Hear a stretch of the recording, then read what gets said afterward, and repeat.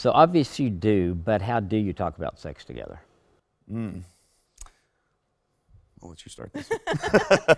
We just kind of do, I guess, if that sounds silly. Like if he, if I'm particularly emotional that week, or I'm just, having a rough week, and he's feeling like maybe I haven't paid a lot of attention to him, or I've kind of neglected him, or the kids have taken a priority in our relationship that week just because we've been busy, he'll tell me, hey, or he'll try to kind of maybe pursue me, or,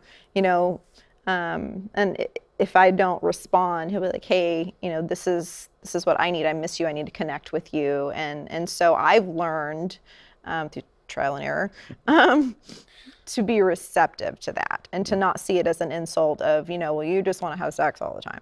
And it really like changed things for me when I thought, okay, well, I'm his only sexual outlet for starters.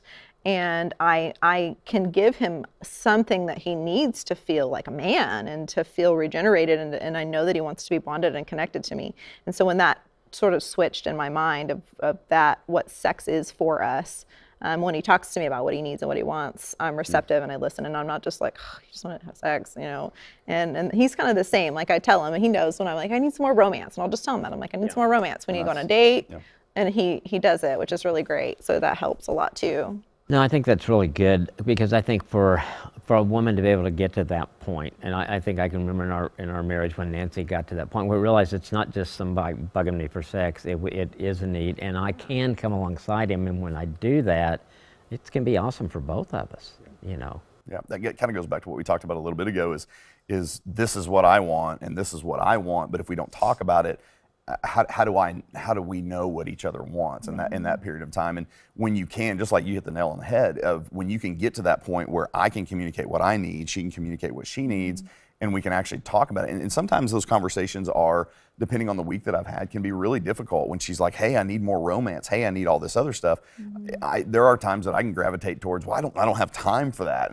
But then it makes me back up and realize, in the moment when I feel like I'm needing sex, what was I doing 6 hours, 2 days ago, a week ago? Was I pursuing her? Was I flirting with her in the times in which that sex wasn't like right in front of us, right? So like, what am I doing to kind of lead up and build up? Because women, and I'm not trying to like categorize, but women naturally, I think, want that romance. They need to be pursued. They really do.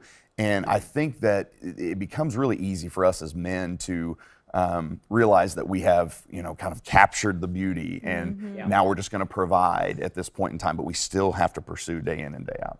No, I think you hit on a huge thing that I think a lot of guys, we need to hear, and that you got to keep pursuing.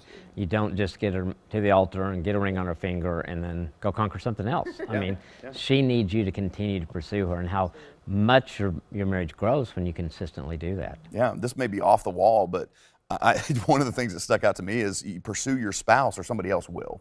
And I know that sounds crazy, but that's a thought that keeps me going, of God gave me her, and if I don't pursue her, I am failing. I'm failing in my relationship with her. Yeah, and you want to always be her first choice in everything. Communication, physical relationship, everything. Absolutely. Yeah, that's good. So.